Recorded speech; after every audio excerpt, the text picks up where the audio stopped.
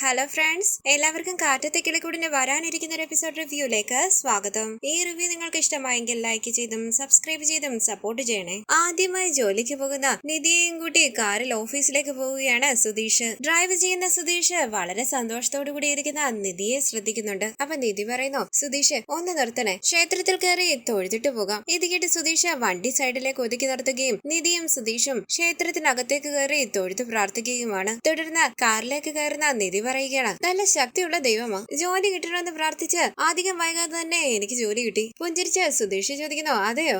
നിധിയുടെ വീട്ടിലേക്ക് ഫോൺ വിളിച്ച് പറയുന്നില്ലേ? എന്തു പറയാനാണെന്ന് നിധി ചോദിക്കുമ്പോൾ സുധീഷ് പറയുകയാണ്, നിധിക്ക് ജോലി കിട്ടിയെന്ന് പറയണം. അത് തന്നെയല്ലേ നിധി ആഗ്രഹിച്ചത്. അപ്പോൾ നിധി പറയുകയാണ്, ഞാനൊന്നും പറയാൻ പോകുന്നില്ല. അവർക്ക് എന്റെ കാര്യമൊന്നും അറിയേണ്ട ആവശ്യമില്ല. ഞാൻ ജോലിക്ക് പോകണമെന്ന് ആഗ്രഹിച്ചു, ഇപ്പൊ ഞാൻ പോകുന്നു. ഈ കാര്യത്തില് എനിക്ക് സുധീഷിനോടാണ് താങ്ക്സ് പറയാനുള്ളത്. സുധീഷാണ് എന്നെ ഒരുപാട് സപ്പോർട്ട് ചെയ്തത്. ചിരിച്ചുകൊണ്ട് സുധീഷ് പറയുകയാണ്, അതെ ഇന്റർവ്യൂവിന് കൂട്ടിക്കൊണ്ടു പോയിട്ട് തിരിച്ചു കൊണ്ടുവന്നില്ലേ, അതാണ് പറയുന്നത്. അപ്പോൾ നിധി പറയുകയാണ്, അത് മാത്രമല്ല, ഞാൻ ജോലിയെ കുറിച്ച് ചിന്തിക്കാതിരുന്ന സമയത്ത് പോലും സുധീഷാണ് എന്നോട് ജോലിക്ക് പോകുന്ന കാര്യത്തെ കുറിച്ച് പറഞ്ഞിരുന്നത്. ഞാൻ എന്തിനു വേണ്ടിയാണ് തിരുവനന്തപുരത്തേക്ക് വന്നതെന്ന് സുധീഷ് ഇടയ്ക്കിടയ്ക്ക് എന്നെ ഓർമ്മിപ്പിക്കുമായിരുന്നു. ഇത് കേട്ട് സുധീഷ് പറയുന്നു, മോട്ടിവേറ്റ് ചെയ്യുന്ന കാര്യത്തില് ഞാൻ മിടുക്കനാ. ഒരാൾക്ക് ഒരു ലക്ഷ്യമുണ്ടെങ്കിൽ അവരെ കൊണ്ട് അത് നേടിയെടുപ്പിച്ചിരിക്കും ഞാൻ. ഇത് കേട്ട് നിധി പറയുകയാണ്, എന്റെ ദൈവമേ, ഞാൻ സുധീഷിനെ പറ്റി നല്ല അഭിപ്രായങ്ങൾ പറയുമ്പോൾ സുധീഷ് തന്നെത്താൻ പുകഴ്ത്തി പറയുന്നത് എന്തിനാ? അപ്പൊ സുധീഷ് പറയുകയാണ്, നിധി, ഈ നാട് തന്നെ അങ്ങനെയല്ലേ? ഒരു മോശം കാര്യമാണെങ്കിൽ നാട് മുഴുവനും അറിയും, നല്ല കാര്യം ചെയ്താലോ ആരും അറിയില്ല. ഇത് കേട്ട് കൈകൂപ്പി നിധി പറയുന്നു, സുധീഷേ മതി, ചെയ്തു തന്ന ഉപകാരങ്ങൾക്കെല്ലാം ഒരുപാട് നന്ദിയുണ്ട്. ഈ സംസാരം നമുക്ക് ഇവിടെ വെച്ച് നിർത്താം. ചമ്മലോടുകൂടി സുധീഷ് പറയുന്നു, ശരി നിധി പുഞ്ചിരിച്ച് പുറത്തേക്ക് നോക്കുമ്പോൾ സുധീഷ് പറയുകയാണ്, നിധി, പിന്നെ ഒരു കാര്യമുണ്ട്. ആദ്യമായിട്ട് ജോലിക്ക് പോവുകയല്ലേ, നല്ലതും നല്ലതല്ലാത്തതും ഒക്കെ പറഞ്ഞു തരാൻ ഇപ്പൊ അടുത്ത് ഞാനല്ലേ ഉള്ളൂ. അതുകൊണ്ട് പറയുക, ജോലിക്ക് പോകുമ്പോൾ പല സ്വഭാവത്തിലുള്ള ആൾക്കാരെയായിരിക്കും നമ്മൾ കാണുക. എല്ലാ കാര്യത്തിലും ഒരു ശ്രദ്ധ വേണം. ഇത് കേട്ട് നിധി ചോദിക്കാണ്, അയ്യേ സുധീഷ് എന്തൊക്കെയാ പറയുന്നത്? കൊച്ചു കുട്ടികളോട് പറഞ്ഞു കൊടുക്കുന്നത് പോലെ ഉണ്ടല്ലോ. ചമ്മലോടുകൂടി സുധീഷ് മനസ്സിൽ പറയുകയാണ്, എടാ സുധീഷ്, നീ ഒന്നും മിണ്ടാതിരിക്കോ? ഒന്നും പറഞ്ഞു കൊടുക്കണ്ട. ഞാൻ വാങ്ങിച്ച ഗിഫ്റ്റ് എടുത്തു കൊടുത്താലോ? ഗിഫ്റ്റ് വാങ്ങുമോ? അങ്ങനെ സുധീഷ് നിധിയോട് പറയുന്നു, നിധി, ഞാൻ ഒരു കാര്യം തരും, നിധിക്കിത് വേണ്ടെങ്കിൽ തിരിച്ചു തന്നേര്, ഒരു പ്രശ്നമില്ല. അത് തന്നേന്റെ പേരിൽ വഴക്ക് പറഞ്ഞ എന്നെ വിഷമിപ്പിക്കരുത്. ഇത് കേട്ട് നിധി പറയുകയാണ്, എന്താണെങ്കിലും സുധീഷ് പറ, അതിനെന്തിനാ ഇത്രയൊക്കെ സംസാരിക്കുന്നത്? അപ്പൊ സുധീഷ് പറയുകയാണ്, ഞാൻ സംസാരിക്കുമ്പോൾ തന്നെ നിധിക്ക് ദേഷ്യം വരുന്നില്ലേ? അപ്പൊ നിധി പറയുകയാണ്, അതെ സുധീഷ്, ചില സമയം അങ്ങനെയൊക്കെയാ, അതുകൊണ്ട് സംസാരിക്കാതിരിക്കാനാണോ? ഇത് കേട്ട് സുധീഷ് പറയുകയാണ്, മതി നിധി, എന്നെ കളിയാക്കിയത് മതി. അങ്ങനെ സുധീഷ് ഒരു ഗിഫ്റ്റ് എടുത്ത് നിധിയുടെ നേരെ നീട്ടുകയാണ്. വിശ്വസിക്കാനാകാതെ നിധി ചോദിക്കുന്നു, എന്താ ഇത്? അപ്പോൾ സുധീഷ് പറയുകയാണ്, കണ്ടാലറിയില്ലേ, ഗിഫ്റ്റ്, വാങ്ങിക്കങ്ങോട്ട്. ആദ്യമായിട്ട് ജോലിക്ക് പോകുകയല്ലേ, അതൊരു ചെറിയ ഗിഫ്റ്റ്, വലിയ വിലയുള്ള ഗിഫ്റ്റ് ഒന്നും അല്ല, ഈ സുധീഷിനെ കൊണ്ട് പറ്റിയ ഒരു ചെറിയ ഗിഫ്റ്റ്. ഇതിൽ എന്താന്ന് നിധി ചോദിക്കുമ്പോൾ സുധീഷ് പറയുകയാണ്, തുറന്നു നോക്കിയാൽ അറിയാലോ. തുറന്നു നോക്ക് നിധി ആകാംക്ഷയോടുകൂടി അത് തുറന്നു നോക്കുകയാണ്. ടെൻഷനോടുകൂടി സുധീഷ് മനസ്സിൽ പറയുകയാണ്, ഉറപ്പായിട്ടും അത് തിരിച്ചു തരും. എനിക്ക് വേണ്ടി എന്തിനാ ഇതൊക്കെ ചെയ്യുന്നതെന്ന് ചോദിച്ചാൽ ദേഷ്യപ്പെടും. വഴക്ക് കേൾക്കാൻ റെഡി ആയിക്കോ സുധീഷ്, വാങ്ങുന്ന കടയിൽ പറഞ്ഞിട്ടുണ്ട് തിരിച്ചു കൊണ്ടുവന്നാൽ കാശ് തിരിച്ചു തരണമെന്ന്. നിധി അത് തിരിച്ചു തന്നാൽ ഉടനെ കടയിൽ കൊണ്ടുപോയി കൊടുത്ത കാശ് വാങ്ങിക്കണം. ഗിഫ്റ്റ് ബോക്സ് തുറന്നു നോക്കിയ നിധി വളരെ സന്തോഷത്തോടു കൂടി ഇരിക്കുകയാണ്. അതിലൊരു വാച്ചാണ്.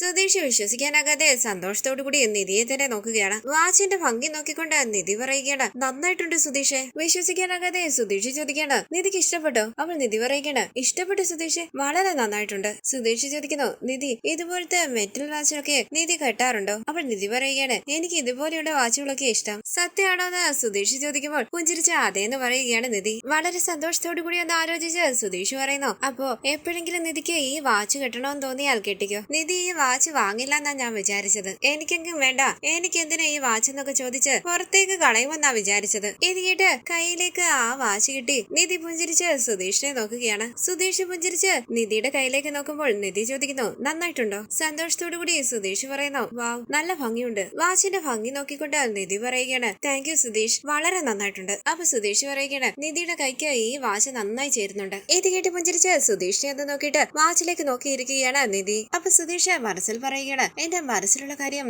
നിധിയോട് പറഞ്ഞാലോ? അങ്ങനെ സുധീഷ് നിധിന്ന് വിളിക്കുമ്പോൾ നിധി പുഞ്ചിരിച്ചിരിഞ്ഞ് സുധീഷിനെ നോക്കുകയാണ്. നിധിയെ നോക്കി പുഞ്ചിരിച്ച് സുധീഷ് മനസ്സിൽ പറയുന്നു, സുധീഷ്, നീ നിന്റെ സംസാരം നിർത്തിക്കൂ. നീ കൂടുതൽ സംസാരിച്ചാൽ നിധി ദേഷ്യപ്പെട്ട് ആ വാച്ച് ഊരി വെച്ചിട്ട് ഇറങ്ങിപ്പോകും. അതുകൊണ്ട് മിണ്ടാതിരിക്കുന്നതാ നല്ലത്. വാച്ചിൽ നോക്കി പുഞ്ചിരിച്ച നിധി പറയുന്നു, നന്നായിട്ടുണ്ട്. അപ്പൊ സുധീഷ് പറയുകയാണ്, അതെ, നിധിയുടെ കൈക്ക് നല്ല ഭംഗിയുണ്ട്. അങ്ങനെ മുന്നോട്ട് ഡ്രൈവ് ചെയ്യുന്ന സുധീഷ് മനസ്സിൽ പറയുകയാണ്, മതി, ഇനി സംസാരിക്കണ്ട. സംസാരിക്കാതെ പാട്ട് കേട്ട് വണ്ടി ഓടിക്കാം. തുടർന്ന് നിധിയെയും കൂട്ടി ഓഫീസിലേക്ക് വരുന്ന സുധീഷ് പറയുന്നു, നിധി പുതിയ വാച്ചൊക്കെ കിട്ടിയിട്ടുണ്ട്, തുടക്കം സൂപ്പർ ആയിട്ടുണ്ട്. സന്തോഷത്തോടു കൂടി നിധി പറയുന്നു, താങ്ക് യു സുധീഷ്. പിന്നെ എന്നെ തിരിച്ചു കൊണ്ടുപോകാൻ വേണ്ടി ഇവിടെ തന്നെ വെയിറ്റ് ചെയ്യണ്ട. ഞാൻ ഇന്റർവ്യൂവിനല്ല പോകുന്നത്, ജോലിക്കാ പോകുന്നത്. വരാൻ വൈകുന്നേരം ആകും. ഇവിടെ തന്നെ നിൽക്കാതെ പോയി ജോലി ചെയ്യ്. പുഞ്ചിരിച്ച സുധീഷ് ശരി നിധി എന്ന് പറയുമ്പോൾ പോയിട്ട് വരാന്ന് പറഞ്ഞ് നിധി വണ്ടിയിൽ നിന്ന് ഇറങ്ങുകയാണ്. സുധീഷ് പറയുന്നു, നിധി ലഞ്ച് ബാഗ് എടുത്തോണ്ട് പോകാൻ മറക്കണ്ട. ബൈ എന്ന് പറഞ്ഞ് ലഞ്ച് ബാഗ് ഒക്കെ എടുത്ത് നിധി ഓഫീസിനകത്തേക്ക് പോവുകയാണ്. സുധീഷ് സന്തോഷത്തോടു കൂടി നിധി പോകുന്നത് നോക്കിയിരിക്കുകയാണ്. തുടർന്ന് ഓഫീസിലേക്ക് വന്ന നിധി സ്റ്റാഫുകളെ എല്ലാവരെയും പരിചയപ്പെടുകയും തന്റെ ചെയറിലേക്ക് ഇരിക്കുകയുമാണ്. പെട്ടെന്ന് നിധി ഓർക്കുകയാണ് രാജീവ് തന്റെ സർട്ടിഫിക്കറ്റ്സ് കത്തിച്ചു കളഞ്ഞത്. അന്ന് നിധി രാജീവിനോട് പറഞ്ഞു, സർട്ടിഫിക്കറ്റ് ഇല്ലാതെ എനിക്കൊന്നും ചെയ്യാൻ കഴിയില്ല എന്ന് വിചാരിച്ചുവല്ലേ. ഞാൻ എത്രയും പെട്ടെന്ന് സർട്ടിഫിക്കറ്റ് വാങ്ങിച്ച് ഒരു വലിയ കമ്പനിയിൽ ജോലിക്ക് കയറും. തുടർന്ന് കണ്ടു നിറങ്ങിയ ചുറ്റും നോക്കി സന്തോഷത്തോടു കൂടി നിധി മനസ്സിൽ പറയുന്നു, എന്റെ ആദ്യ ലക്ഷ്യം സാധിച്ചു. തിരുവനന്തപുരത്ത് ഒരു കമ്പനിയിൽ ജോലിക്ക് കയറുക എന്നുള്ള ലക്ഷ്യം. കൺഗ്രാചുലേഷൻസ് നിധി. എന്നെ കൊണ്ടൊന്നും കഴിയില്ല എന്ന് പറഞ്ഞവരുടെ മുന്നിൽ നല്ലൊരു പൊസിഷനിലെത്തി കാണിച്ചു കൊടുക്കും ഞാൻ. തുടർന്ന് നിധിയുടെ ഫോണിലേക്ക് വിളിച്ച നികേഷ് ചോദിക്കുന്നു, ഏട്ടത്തി ആദ്യ ദിവസത്തെ ജോലി എങ്ങനെയുണ്ട്? അവൾ നിധി പറയുകയാണ്, നന്നായിട്ടുണ്ട് നികേഷ്. ഇവിടെ ജോലി ചെയ്യുന്ന എല്ലാവരും എന്റെ പ്രായത്തിലുള്ളവരാ. അങ്ങനെ നിധി ആ കമ്പനിയെ കുറിച്ച് വിശദമായി നികേഷിനോട് പറയുകയാണ്. തുടർന്ന് നികേഷ് പറയുന്നു, ഏട്ടത്തി ജോലി ചെയ്തോ? ഏട്ടത്തി അവിടെ ഓക്കെ ആണോന്ന് അറിയാൻ വേണ്ടിയാ ഞാൻ വിളിച്ചത്. അപ്പോൾ നിധി പറയുകയാണ്, ഓക്കേടാ, നല്ല കമ്പനിയാ, നീ ടെൻഷൻ ആകണ്ട. ശരി എന്ന് പറഞ്ഞ് നിധി ഫോൺ കട്ട് ചെയ്യുകയാണ്. തുടർന്ന് ജോലി സ്ഥലത്ത് നിൽക്കുന്ന സുഭാഷ് നിധിയുടെ ഫോണിലേക്ക് വിളിക്കുകയാണ്. സന്തോഷത്തോടു കൂടി ഫോൺ അറ്റൻഡ് ചെയ്ത് നിധി സുഭാഷ് ഏട്ടാന്ന് വിളിക്കുമ്പോൾ സുഭാഷ് ചോദിക്കുന്നു, മോളെ ഞാൻ വിളിച്ചത് ശല്യമായോ? അപ്പോൾ നിധി പറയുന്നു, ശല്യമൊന്നുമില്ല സുഭാഷ് ഏട്ടാ. സുഭാഷ് ഏട്ടാ പറ. അപ്പോൾ സുഭാഷ് ചോദിക്കണ, മോള് കമ്പനിയിൽ എത്തിയില്ലേ? അവിടെ എല്ലാവരും മോളോട് നല്ല രീതിയിലല്ലേ പെരുമാറുന്നത്? പ്രശ്നമൊന്നുമില്ലല്ലോ? അപ്പോൾ നിധി പറയുന്നു, ഒരു പ്രശ്നമില്ല സുഭാഷ് ഏട്ടാ. ഇപ്പം ജോയിൻ ഫോർമാലിറ്റീസ് എല്ലാം കഴിഞ്ഞതേ ഉള്ളൂ. ഇപ്പം ലാപ്ടോപ്പ് ഓൺ ചെയ്ത് വെറുതെ ലാപ്ടോപ്പിന്റെ മുമ്പിൽ ഇരിക്കുക. ഇത് കേട്ട് സുഭാഷ് പറയുന്നു, അത് ശരി. അവിടെ എത്ര പേര് ജോലി ചെയ്യുന്നുണ്ട്? അപ്പോൾ നിധി പറയുകയാണ്, സുഭാഷ് ഏട്ടാ ഇവിടെ 10-12 പേരെ ജോലി ചെയ്യുന്നുള്ളൂ, ചെറിയ കമ്പനിയാ. ഇത് കേട്ട് സുഭാഷ് പറയുന്നു, ശരി മോളെ, എല്ലാം ഓക്കെ അല്ലേ? എല്ലാം ഓക്കെയാ സുഭാഷ് ഏട്ടാ നിധി പറയുമ്പോൾ സുഭാഷ് പറയുകയാണ്, ആദ്യമായിട്ട് മോള് ജോലിക്ക് പോയതല്ലേ, അതാ ഫോൺ വിളിച്ച് കാര്യം അന്വേഷിച്ചത്. അപ്പോൾ നിധി പറയുകയാണ്, മനസ്സിലായി സുഭാഷ് ഏട്ടാ, എല്ലാവരും എന്നോട് നല്ല രീതിയിലാണ് പെരുമാറുന്നത്. എന്റെ അടുത്തിരിക്കുന്ന പെൺകുട്ടി എന്റെ ഫ്രണ്ടായി. ശരി മോളെ, അപ്പൊ മോള് ജോലി ചെയ്തു എന്ന് പറഞ്ഞ് സുഭാഷ് ഫോൺ കട്ട് ചെയ്യുകയാണ്. തുടർന്ന് നിധിയും ഫ്രണ്ടും കോഫി കുടിച്ചുകൊണ്ടിരിക്കുമ്പോൾ ഡ്രൈവ് ചെയ്യുന്ന സുധീഷ് മനസ്സിൽ പറയുന്നു, നിധി ഇപ്പം എന്ത് ചെയ്യുകയായിരിക്കും, ഒന്ന് വിളിച്ചു നോക്കാം. അങ്ങനെ സുധീഷ് നിധിയുടെ ഫോണിലേക്ക് വിളിക്കുകയാണ്. ഒരു മിനിറ്റ് എന്ന് പറഞ്ഞ് കുറച്ച് അങ്ങോട്ടേക്ക് മാറി നിന്ന് നിധി ഫോൺ അറ്റൻഡ് ചെയ്യുമ്പോൾ സുധീഷ് ചോദിക്കുന്നു, നിധി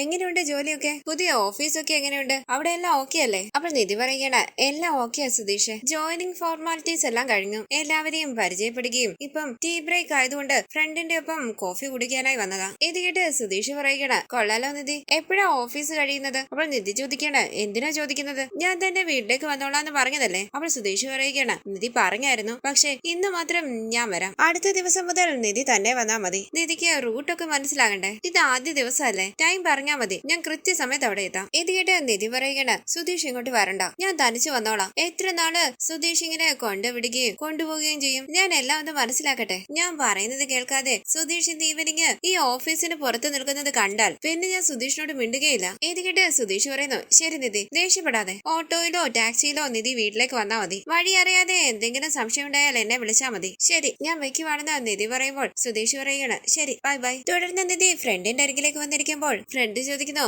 വീട്ടിൽ നിന്നാണോ വിളിച്ചത്? അതേന്ന് നിധി പറയുമ്പോൾ ഫ്രണ്ട് ചോദിക്കുന്നു, നിധി ഒറ്റമോളാണോ? അപ്പൊ നിധി പറയുകയാണ്, അല്ല എനിക്കൊരു ചേട്ടൻ കൂടിയുണ്ട്. അപ്പോൾ ഫ്രണ്ട് പറയുകയാണ്, ഒരേ ഒരു മോളായതുകൊണ്ടായിരിക്കും ഇടയ്ക്കിടയ്ക്ക് വീട്ടിൽ നിന്ന് വിളിക്കുന്നത്. വീട്ടിൽ കൊഞ്ചിച്ച് വളർത്തിയതാണെന്ന് തോന്നുന്നു. അപ്പോൾ നിധി പറയുകയാണ്, ആദ്യമായിട്ട് ജോലിക്ക് വന്നതല്ലേ, അതാ ഇടയ്ക്കിടയ്ക്ക് വീട്ടിൽ നിന്ന് വിളിച്ച് ജോലി എങ്ങനെയുണ്ടെന്ന് അന്വേഷിക്കുന്നത്. ഫ്രണ്ട് ചോദിക്കുന്നു, നിധിയുടെ സ്വന്തം സ്ഥലം എവിടാ? തക്കലയാണെന്ന് നിധി പറയുമ്പോൾ ഫ്രണ്ട് ചോദിക്കുകയാണ്, അച്ഛനും അമ്മയും ജോലി ചെയ്യുന്നുണ്ടോ? അപ്പൊ നിധി പറയുന്നു, അമ്മ ഹൗസ് വൈഫാ, അച്ഛൻ ബിസിനസ് ചെയ്യുക. ഇത് കേട്ട് ഫ്രണ്ട് പറയുകയാണ്, നാട് തക്കലയാണെന്ന് പറയുന്നു, അപ്പം ഇവിടെ താമസിക്കുന്നത്? അപ്പോഴൊന്ന് ആലോചിച്ച് നിധി പറയുകയാണ്, ഇവിടെ ഞങ്ങളുടെ റിലേറ്റീവ്സിന്റെ വീടുണ്ട്, അവിടെ താമസിക്കുന്നത്. ഫ്രണ്ട് ചോദിക്കുന്നു, നിധിയുടെ കല്യാണം കഴിഞ്ഞതല്ലോ? ഒന്ന് ബദറി നിധി പറയുകയാണ്, അല്ല. അപ്പോൾ ഫ്രണ്ട് പറയുകയാണ്, സോറി, പേഴ്സണലായിട്ട് ചോദിക്കുന്നു വിചാരിക്കണ്ട, നോർമലായിട്ട് ഒന്ന് ചോദിച്ചെന്ന് വിചാരിച്ചാൽ മതി. നിധിയെ കണ്ടാൽ തന്നെ അറിയാം ഇപ്പം കോളേജ് കഴിഞ്ഞതേ ഉള്ളൂന്ന്. കണ്ടാൽ ചെറിയ പെൺകുട്ടിയാണെന്ന് തോന്നുമെങ്കിലും ഇന്നത്തെ കാലത്ത് ലുക്ക് വെച്ചൊന്നും പറയാൻ പറ്റില്ല, അതാ ചോദിച്ചത്, തെറ്റിദ്ധരിക്കരുത് കേട്ടോ. അത് സാരമില്ലാന്ന് പറഞ്ഞ നിധി കോഫി കുടിക്കുമ്പോൾ ഫ്രണ്ട് ചോദിക്കുന്നു, എന്നെ കുറിച്ച് ചോദിക്കില്ലേ? ഇത് കേട്ട് നിധി പറയുന്നു, അയ്യോ സോറി. അപ്പോൾ ഫ്രണ്ട് പറയുകയാണ്, എന്നെ കുറിച്ച് ഞാൻ തന്നെ പറയാം. അങ്ങനെ തന്റെ സ്വന്തം സ്ഥലം എവിടാണെന്നും വീട്ടിൽ ആരൊക്കെ ഉണ്ടെന്നും ഒക്കെ ഫ്രണ്ട് പറയുകയാണ്. ഹോസ്റ്റലിലാണ് ഇവിടെ താമസിക്കുന്നതെന്നും പറയുന്നു. പെട്ടെന്ന് നിധി ഓർക്കുകയാണ്, പോലീസ് സ്റ്റേഷനിൽ വെച്ച് സുധീഷ് തന്റെ കഴുത്തിൽ താലി കിട്ടിയതും പിന്നീട് കിളിക്കൂട്ടിൽ റിസപ്ഷൻ നടത്തിയതും നാട്ടുകാരുടെയും വീട്ടുകാരുടെയും മുമ്പിൽ വെച്ച് സുധീഷ് നികേഷ് വീണ്ടും നിധിയുടെ കഴുത്തിൽ താലി കെട്ടിയതും. തുടർന്ന് നിധി മനസ്സിൽ പറയുകയാണ്, അന്ന് നടന്നത് കല്യാണമൊന്നും അല്ലല്ലോ, വെറുതെ എന്തിനാ ഓരോന്ന് ചിന്തിക്കുന്നത്, ഞാൻ കറക്റ്റ് ആയിട്ടാ പറഞ്ഞത്, അതിന് ആലോചിക്കാനൊന്നുമില്ല. തുടർന്ന് വൈകുന്നേരം ഓഫീസ് കഴിഞ്ഞ് പുറത്തേക്ക് ഇറങ്ങുമ്പോൾ ഫ്രണ്ട് ചോദിക്കുകയാണ്, നിധി ബസ് സ്റ്റോപ്പിൽ നിന്നും നിധിക്ക് ഒരുപാട് ദൂരം ഉണ്ടോ വീട്ടിലേക്ക് പോകാൻ? ഇത് കേട്ട് നിധി പറയുകയാണ്, 1 കിലോമീറ്റർ കാണും. അപ്പോൾ ഫ്രണ്ട് ചോദിക്കുന്നു, 1 കിലോമീറ്ററോ? എനിക്കൊക്കെ ഹോസ്റ്റലിന് പുറത്തേക്ക് ഇറങ്ങിയാൽ ഉടനെ ബസ് കിട്ടും. അങ്ങനെ അവർ വളരെ സന്തോഷത്തോടുകൂടി സംസാരിച്ച മുന്നോട്ട് നടന്നു വരുമ്പോൾ നിധിയുടെ എതിരെ നടന്നു വരുന്ന സ്ത്രീ കയ്യിൽ തട്ടുകയാണ്. നിധിയുടെ ലഞ്ച് ബാഗ് താഴേക്ക് വീഴുന്നു. നിധിയും ആ ഫ്രണ്ടും തിരിഞ്ഞ് ആ സ്ത്രീയെ നോക്കുമ്പോൾ ലഞ്ച് ബാഗ് എടുത്തു കൊടുക്കുകയാണ് ആ സ്ത്രീ. അത് നികേഷിന്റെ അമ്മയാണ്. സോറി മോളെ എന്ന് പറഞ്ഞ് നികേഷിന്റെ അമ്മ അവിടെ നിന്ന് പോകുമ്പോൾ നിധി സംശയത്തോടുകൂടി തിരിഞ്ഞു നോക്കുകയാണ്. ഫ്രണ്ട് ചോദിക്കുന്നു, നിധി എന്തു പറ്റി? ഒന്നുമില്ല, നമുക്ക് പോകാന്ന് പറഞ്ഞ് ഫ്രണ്ടിന്റെ ഒപ്പം മുന്നോട്ട് നടക്കുകയാണ് നിധി. നിധി സംശയത്തോടുകൂടി ഒന്ന് ആലോചിച്ച് വീണ്ടും നികേഷിന്റെ അമ്മയെ തിരിഞ്ഞു നോക്കുകയാണ്. നികേഷിന്റെ അമ്മയും നിധിയെ തിരിഞ്ഞു നോക്കുന്നു. മുന്നോട്ട് നടക്കുന്ന നിധി സംശയത്തോടുകൂടി മനസ്സിൽ പറയുകയാണ്, ഞാൻ ആ സ്ത്രീയെ എവിടെയോ കണ്ടതുപോലെ ഉണ്ടല്ലോ, എവിടെയാ കണ്ടത്? ഓർമ്മ വരുന്നില്ലല്ലോ. ഫ്രണ്ട് പറയുകയാണ്, ഇതിനു മുമ്പ് ഞാൻ ഒരു കമ്പനിയിൽ ജോലി ചെയ്തിരുന്നു, അവിടെ എനിക്ക് ശരിയായില്ല, പക്ഷെ ഈ കമ്പനി എനിക്ക് ഒരുപാട് ഇഷ്ടപ്പെട്ടു. നിധി ഞാൻ പറയുന്ന ഒന്നും ശ്രദ്ധിക്കുന്നില്ലേ? അവൾ നിധി പറയുകയാണ്, അതല്ല, ആ സ്ത്രീയെ ഞാൻ എവിടെയോ കണ്ടതുപോലെ ഉണ്ട്. ഫ്രണ്ട് ചോദിക്കുന്നു, അവരെയോ? അറിയാവുന്ന ആരെങ്കിലും ആണോ? അപ്പൊ നിധി പറയുകയാണ്, അറിയാവുന്ന ആരുമല്ല, പക്ഷെ അവരെ എവിടെയോ കണ്ടതുപോലെ തോന്നുന്നു. എനിക്കിട്ട് ഫ്രണ്ട് പറയുകയാണ്, ചിലരുടെ മുഖം അങ്ങനെയാ, നമ്മൾ കണ്ടാൽ ഉടനെ എവിടെയോ കണ്ടതുപോലെയും പരിചയമുള്ളതുപോലെയും ഒക്കെ തോന്നും. എന്നോട് പോലും പലരും അങ്ങനെ പറഞ്ഞിട്ടുണ്ട്, എവിടെയോ കണ്ടതുപോലെയുണ്ട്, എവിടെയോ കണ്ടതുപോലെ ഉണ്ടെന്ന്. നമ്മുടെ ഓഫീസിലുള്ളവർ പോലും പറഞ്ഞിട്ടുണ്ട്. അങ്ങനെയാണോ എന്ന് നിധി ചോദിക്കുമ്പോൾ ഫ്രണ്ട് പറയുകയാണ്, അതെ നിധി, അതുപോലെ നിധിക്കും തോന്നിയതായിരിക്കും, അല്ലാതെ നിധിക്ക് നേരത്തെ പരിചയമുള്ള ആളൊന്നും ആയിരിക്കില്ല. ഇത് കേട്ട് നിധി പറയുകയാണ്, അത് ശരിയായിരിക്കും. അങ്ങനെ നിധി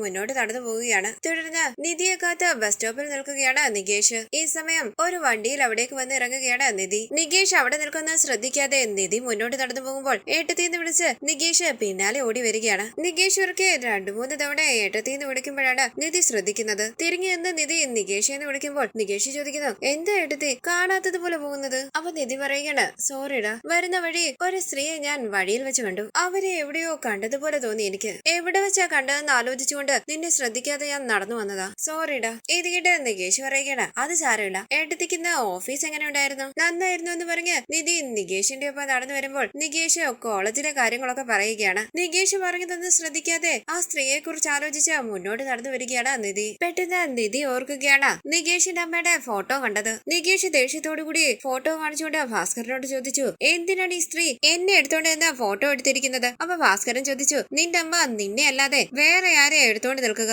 തുടർന്ന് നികേഷിന്റെ ഒപ്പം നടന്നു വരുന്ന നിധി 1 മിനിറ്റ് എന്ന് പറഞ്ഞ് ബാഗിൽ നിന്നും വെള്ളം എടുത്ത് കുടിക്കുകയാണ്. നികേഷ് ചോദിക്കുന്നു, എടുത്തി എന്തു പറ്റി? ഒന്നുമില്ലടാന്ന് നിധി പറയുമ്പോൾ നികേഷ് ചോദിക്കാണ്, ബസ്സിലും ഓട്ടോയിലും ഒക്കെ മാറി മാറി വന്നപ്പോൾ എടുത്തി ടയേർഡായോ? ഒന്ന് പതറി നിധി പറയുന്നു, അതേടാ ടയേർഡായി, ഇപ്പൊ ഓക്കെ ആയി. നികേഷ് ചോദിക്കുന്നു, ഞാൻ എന്തായിരുന്നു ഏട്ടത്തിയോട് പറഞ്ഞത്? അതെന്ന് പറഞ്ഞ് നിധി ആലോചിച്ച് നിൽക്കുമ്പോൾ നികേഷ് പറയുകയാണ്, കോളേജിലെ പ്രോഗ്രാമിനെ പറ്റിയാണ് ഞാൻ പറഞ്ഞുകൊണ്ടിരുന്നത്. അതെ അതെ എന്ന് പറഞ്ഞ് നികേഷിന്റെ ഒപ്പം നടന്നു വരുന്ന നിധി ഓർക്കുകയാണ് നികേഷിന്റെ അമ്മയുടെ ഫോട്ടോ കണ്ടത്. തുടർന്ന് രാത്രി വീട്ടിലേക്ക് വന്ന സുഭാഷ് ചോദിക്കുന്നു, മോളെ നിധി ജോലിയൊക്കെ എങ്ങനെയുണ്ടായിരുന്നു? സുധീഷ് പറയുകയാണ്, സുഭാഷ് ഏട്ടൻ എത്തിയോ? ഞാൻ ആദ്യ ദിവസം ജോലിക്ക് പോയിട്ട് വിശേഷം അന്വേഷിക്കാനായി സുഭാഷ് ഏട്ടൻ നേരത്തെ വന്നില്ല എന്ന് പറഞ്ഞ് വിഷമിച്ചിരിക്കുകയായിരുന്നു നിധി. ഇത് കേട്ട് നിധി ചോദിക്കാണ്, സുധീഷ് എപ്പോഴാ ഞാൻ അങ്ങനെ പറഞ്ഞത്? അപ്പൊ ഹരീഷ് പറയുകയാണ്, സുധീഷ് ഏട്ടൻ കളിയാക്കുന്നതാ ഏട്ടത്തി. അപ്പൊ സുഭാഷ് പറയുന്നു, സുധീഷ് നീ ഒന്ന് മിണ്ടാ നിൽക്ക്, മോളെ ജോലിയൊക്കെ എങ്ങനെയുണ്ടായിരുന്നു? പുഞ്ചിരിച്ച നിധി പറയുകയാണ്, നന്നായിരുന്നു സുഭാഷ് ഏട്ടാ. ഏട്ടത്തി എപ്പോഴാ വന്നേന്ന് ഹരീഷ് ചോദിക്കുമ്പോൾ നിധി പറയുകയാണ്, ഞാൻ വന്നിട്ട് കുറച്ചു നേരം ആയതേ ഉള്ളൂ. ഇത് കേട്ട് സുധീഷ് പറയുന്നു, ഞാൻ വൈകുന്നേരം കൂട്ടിക്കൊണ്ടുവരാൻ ചെല്ലാമെന്ന് പറഞ്ഞതാ, അപ്പൊ എന്നോട് വരണ്ട, തനിച്ച് വന്നോളാന്ന് പറഞ്ഞു. തനിച്ച് വരുന്നതിൽ കുഴപ്പമൊന്നും ഇല്ലായിരുന്നോ മോളേന്ന് സുഭാഷ് ചോദിക്കുമ്പോൾ നിധി പറയുകയാണ്, ഒരു കുഴപ്പമില്ലായിരുന്നു സുഭാഷ് ഏട്ടാ. ഓഫീസിൽ ജോലി ചെയ്യുന്ന ഒരു കുട്ടി ബസ്സിൽ പാതി വഴി വരെ ഉണ്ടായിരുന്നു. ഞാൻ ഇവിടെ ബസ് സ്റ്റോപ്പിൽ എത്തിയപ്പോൾ നികേഷിന്റെ കാത്തു നിൽപ്പുണ്ടായിരുന്നു. ഞങ്ങൾ സംസാരിച്ചുകൊണ്ട് വീട്ടിലേക്ക് വന്നു. ഹരീഷ് ചോദിക്കുന്നു, ഏട്ടത്തി ആദ്യമായിട്ടാണോ ബസ്സിൽ പോയത്? അപ്പൊ നിധി പറയുകയാണ്, തക്കലയിലേക്ക് ഞാനും നികേഷും കൂടി ഒരു ദിവസം ബസ്സിൽ പോയായിരുന്നു. അപ്പൊ ഹരീഷ് പറയുകയാണ്, അതല്ല ഏട്ടത്തി ആദ്യമായിട്ടാണോ ലോക്കൽ ബസ്സിൽ കയറിയത്? അപ്പൊ നിധി പറയുകയാണ്, അതെ അതെ, ലോക്കൽ ബസ്സിൽ ഞാൻ ആദ്യമായിട്ടാ കയറിയത്. ഇത് കേട്ട് സുഭാഷ് പറയുകയാണ്, അത് ഓർക്കുമ്പോഴാണ് എനിക്ക് വിഷമം. എന്ത് സൗകര്യത്തോടു കൂടി കഴിഞ്ഞ പെൺകുട്ടിയാ ഇവിടെ വന്ന് ലോക്കൽ ബസ്സിലൊക്കെ കയറി കഷ്ടപ്പെടുക. അപ്പൊ സുധീഷ് പറയുകയാണ്, അതുകൊണ്ടല്ല ഞാൻ പറഞ്ഞത് ഞാൻ കൊണ്ടുവിടുകയും കൊണ്ടുവരികയും ചെയ്യാമെന്ന്. ഞാൻ പറയുന്നത് കേൾക്കണ്ടേ? അപ്പൊ നിധി പറയുകയാണ്, സുഭാഷ് ഏട്ടാ ഞാൻ തനിച്ച് പോയിട്ട് വരാം, എനിക്ക് വേണ്ട കാര്യങ്ങളൊക്കെ ഞാൻ തനിച്ച് ചെയ്യട്ടെ, ആരെയും ഡിപ്പെൻഡ് ചെയ്യാതിരിക്കുന്നതല്ലേ നല്ലത്. ഇന്നിപ്പം ബസ്സിൽ പോകാം, കുറച്ചുനാൾ കഴിയുമ്പോൾ 2 വീലർ വാങ്ങിയിട്ട് ആദ്യം പോകാം, അതിനുശേഷം പതിയെ കാറ് വാങ്ങണം, അങ്ങനെ ഒരുപാട് പ്ലാനുകളുണ്ട്. അങ്ങനെ കമ്പനിയിലെ വിശേഷങ്ങളൊക്കെ പറയുകയാണ് നിധി. തുടർന്ന് പാട്ടും കേട്ട് പുറത്തിരിക്കുകയാണ് ഭാസ്കരൻ. അരികിലേക്ക് ചെന്ന നിധി പറയുന്നു, ഞാൻ ഇതിനു മുമ്പ് അച്ഛനോട് പലതവണ ചോദിച്ചിട്ടുണ്ട്, വീണ്ടും വീണ്ടും ചോദിക്കുക. നികേഷിന്റെ അമ്മ എവിടെയുണ്ട്? ദേഷ്യത്തോടു കൂടി ഉറക്കെ ഭാസ്കരൻ ചോദിക്കുന്നു. എന്താ നീ ഇങ്ങനെ വീണ്ടും വീണ്ടും ഇത് തന്നെ ചോദിക്കുന്നത്? അകത്തേക്കൊന്ന് നോക്കി ടെൻഷനോടുകൂടി നിധി പറയുന്നു. അച്ഛ, ബഹളം വെക്കരുത്, പതിയെ സംസാരിക്ക്, അവര് കേൾക്കും. ഭാസ്കരൻ പതിയെ ചോദിക്കുന്നു. നീ എന്തിനാ ഈ കാര്യം തന്നെ വീണ്ടും വീണ്ടും ചോദിക്കുന്നത്? ഇത്രയും പതിയെ ചോദിച്ചാ മതിയോ? തിരുവനന്തപുരത്ത് തന്നെ ഉണ്ടോ അവരെന്ന് നിധി ചോദിക്കുമ്പോൾ ഭാസ്കരൻ പറയുകയാണ്, അവരെവിടെ ഉണ്ടെന്ന് ചോദിച്ചു, അതിന് ഞാൻ മറുപടി പറഞ്ഞില്ല. പിന്നെ നീ തിരുവനന്തപുരത്തുണ്ടോ എന്ന് ചോദിക്കുന്നത് എന്തിനാ? അപ്പൊ നിധി പറയുകയാണ്, ഞാൻ ഇന്ന് അവരെ കണ്ടായിരുന്നു. നീ എങ്ങനെ അവരെ കണ്ടതെന്ന് ഭാസ്കരൻ ചോദിക്കുമ്പോൾ നിധി പറയുകയാണ്, ഇല്ല, ഞാൻ കണ്ടു. നീ വെറുതെ കള്ളം പറയരുതെന്ന് ഭാസ്കരൻ പറയുമ്പോൾ നിധി പറയുകയാണ്, എനിക്കറിയാം, ഞാൻ ഇന്ന് അവരെയാ കണ്ടത്. ഞാൻ അവരെ ഫോട്ടോയിൽ കണ്ടിട്ടുണ്ടല്ലോ, ഇന്ന് കണ്ടതും അവരെയാ. ഇത് കേട്ട് ഭാസ്കരൻ പറയുകയാണ്, അതെ, നിങ്ങൾ രണ്ടുപേരും 10 വർഷമായിട്ട് ഒരുമിച്ച് കഴിയുകയില്ലായിരുന്നോ? കണ്ട ഉടനെ തിരിച്ചറിയാൻ. അപ്പൊ നിധി പറയുകയാണ്, അത് അവര് തന്നെയായിരുന്നു, എനിക്ക് ഉറപ്പാ. അവര് തിരുവനന്തപുരത്ത് തന്നെ ഉണ്ടോ? എനിക്ക് അവരെ ഫോളോ ചെയ്യാൻ പറ്റിയില്ല, ഒരു സെക്കൻഡേ കണ്ടുള്ളൂ. ഇത് കേട്ട് ഭാസ്കരൻ ചോദിക്കുകയാണ്, ഒരു സെക്കൻഡിൽ കണ്ട ആളെയാണോ നീ തിരിച്ചറിഞ്ഞെന്ന് പറയുന്നത്? അത് അവര് തന്നെയാണോ? ചുമ്മാ വെറുതെ പറയരുത്. അപ്പോൾ നിധി പറയുകയാണ്, എനിക്ക് ഉറപ്പാ, അത് അവര് തന്നെയാ. അവരിവിടെ തന്നെ ഉണ്ടെന്ന് അച്ഛൻ അറിയാമായിരുന്നോ? പിന്നെ എന്തുകൊണ്ടാ അച്ഛൻ ഈ കാര്യം നികേഷിനോട് പറയാഞ്ഞത്? അവൻ അവന്റെ അമ്മയെ കാണണ്ടേ? അപ്പോൾ ഭാസ്കരൻ പറയുകയാണ്, ദേ നോക്കുമോളെ, ആരെയോ കണ്ടിട്ട് എന്തൊക്കെയോ വിളിച്ച് പറയരുതേ. ചുമ്മാ അത് ഓരോന്ന് ചോദിച്ച് എന്നെ ശല്യം ചെയ്യാതെ എന്ന് പറഞ്ഞ് ഭാസ്കരൻ അവിടെ നിന്ന് പോകുമ്പോൾ നിധി ഓർക്കുകയാണ് നികേഷിന്റെ അമ്മയെ കണ്ടത്. തുടർന്ന് നിധി മനസ്സിൽ പറയുന്നു, അത് അവര് തന്നെയാ, അച്ഛനെന്തോ മറച്ചു വെക്കുന്നുണ്ട്. അങ്ങനെ ആലോചിച്ച് നിൽക്കുകയാണ് നിധി. ഈ സീരിയലിന്റെ കൂടുതൽ വീഡിയോസിനായി ചാനൽ സബ്സ്ക്രൈബ് ചെയ്ത് സപ്പോർട്ട് ചെയ്യണേ. താങ്ക്